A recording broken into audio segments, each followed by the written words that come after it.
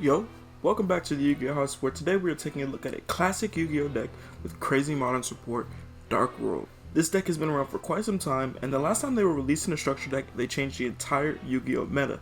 This time around, while not as impactful as their first wave, it received some really good legacy support that turns them into a respectable rogue to tier 2 strategy.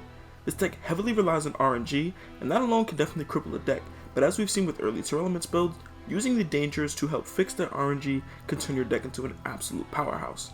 Before we jump into this, remember to like, comment, and subscribe for premier Yu-Gi-Oh! Content. Without further ado, let's jump into this. To start off, we have the poster child for Dark Worlds, the almighty Grapha, Dragon Lord of Dark World. Almost every Dark World card lacks a hard once per turn, and that includes Grapha's effect to pop a card in your opponent's field when it's discarded. This ability to loop Dark Worlds back to your hand to take up their discard effects is very key. The cycle in general of adding and discarding is the bread and butter of the deck, and their boss monster is the best card at creating that cycle. Next we have one of the new support cards, Genta, Gateman of the Dark World. This card is insane, allowing you to search the gates of Dark World, which is already good, but the fact that it combos with the card is even better. Being able to banish with gates and discard to draw for that effect, this card's actually going to come back as a level 4 whenever it is banished, which helps you get into your rank 4 plays very quickly, and just being able to put pressure with a Abyss Dweller is very key in today's meta. To help with our consistency, we run 3 copies of Snow, Unlight of Dark World. Being able to search any Dark World card is insane, especially with the new spell cards that are support, but the downside of having your opponent having to have a monster in the grave to special summon can definitely put this back because it's just not as consistent, but when you do get to resolve the effect, it's really impactful for the deck. We also run 3 copies of Brow, Huntsman of Dark World, simply because it helps thin your deck out. This card is one of the many cards that take advantage of draw power, which is something this deck does better than most, so having a potential pot of greed is really good, but even having the guaranteed draw 1 is really solid, so definitely want this one at 3. Moving into our 2 ofs, we have another new kid on the block, which is Rainbow, who's been upgraded to Overking of the Dark World. This card is really important to the consistency of strategy, just like Genta, allowing you to loop any non-Grapha Dark World card back into the hand to use those discard effects yet again. It also gives you a search of any level 5 or lower Dark World. It can come back with an extra body if your opponent ends up discarding it, which is great for link summoning and building up your board. Having consistent ways to looping your hand is key to fixing the RNG in this deck, and Rainbow definitely comes back with a vengeance as one of the best monsters at doing that. Our second 2 of, we run 2 Silva, Warlord of Dark World. This card is what allows you to do the hand loop on your opponent during turn 1s, and even if you can't, this card comes back as a free body from link material when it's discarded. This is essential to building up your end boards on turn 1, as you can take advantage of it as link material or as fodder to special summon your Grapha to continue looping your own hand. So a very solid card that opens up some potentially different combo lines for the deck. To round off our Dark World engine, we have 1 Ceruli and 1 Parl. Ceruli is very integral to the strategy going first, and if you run it to run 2, you definitely can. It's what actually allows you to proc those secondary effects, is when you special summon it to your opponent's field, it forces them to have you discard a card.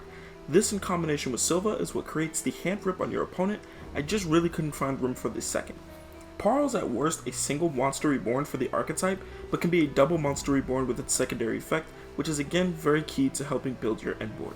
Moving into one of the more solid tech pieces, and what actually ended up being the 41st card in this deck, is Blackwing Zephyros the Elite. This card is very good at bouncing a card back to your hand to special summon it, giving you a free body for rank 4 plays, link plays, and allowing you to again loop those Dark Worlds. Having guaranteed ways to do that is so important to the deck. Zephyros just felt like an absolute no-brainer. Moving on from the Dark Worlds, we have a fairly large danger package. This consists of 3 Nessie, 2 Bigfoot, 1 Mothman, 1 Chupacabra, 1 Jackalope, 1 Ogopogo, and 1 Tsuchinoko. These cards are pretty self-explanatory as they provide guaranteed discard outlets as well as draw power, and each of them has an individual effect as well. The level 8s are really important for your rank 8 plays, but Nessie being a searcher for all the other dangers just puts it over the top. Most of the other dangers require some setup in order to resolve their other effect or for them to be truly useful, so you can definitely switch out ratios here if you feel like you want either some power spell, hand traps, or even switching up the number of dangers itself. This is definitely the part of the deck that you can tweak.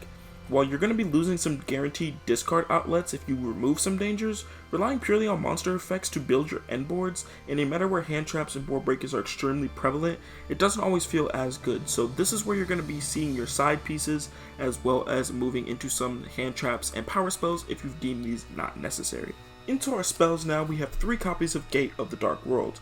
This card's a no-brainer, and with the addition of Genta, it actually acts as an extender on top of a way to draw into more cards, as well as proc effects. It's just so good, generically good support for the deck, you have to run this card.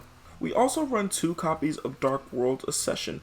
This card is a quick play fusion spell that allows you to discard as part of the materials to fusion summon, as well as banish monsters from the grave, so it allows for some extension on top of giving you a really good fusion monster. The fact they put both of these effects on a quick play spell is insane, as it allows you to combo fairly heavy on your opening turn, and even set this back row to disrupt your opponent's turn. The fact that it also allows you to loop this card back to the hand while discarding and triggering yet another Dark World monster makes this card an insane piece of support and definitely a card you need in your opening combo. It's just way too strong. Dark World Archives is yet another way to guarantee discards, but it being placed on a spell card is really good as it allows you to avoid some hand traps and interruption. On top of that, it makes your Dark Worlds even bigger when pushing for game and gives you even more ways to draw cards. It literally just does everything you want a Dark World card to do. For a great utility card, we have 1 Dark World Puppetry. This card is kind of a blowout against any graveyard-centric deck, so you might want to side an extra copy of this for its element, and some people might even try to main this it too. This allows you to snipe 3 monsters from any grave, and of course it discards you a Fiend monster. It also brings a banished Fiend monster back to your hand, so it just allows for some more looping. A very consistent card, and again being a quick play makes it very strong. We also run 2 copies of Beginning of the End because why not?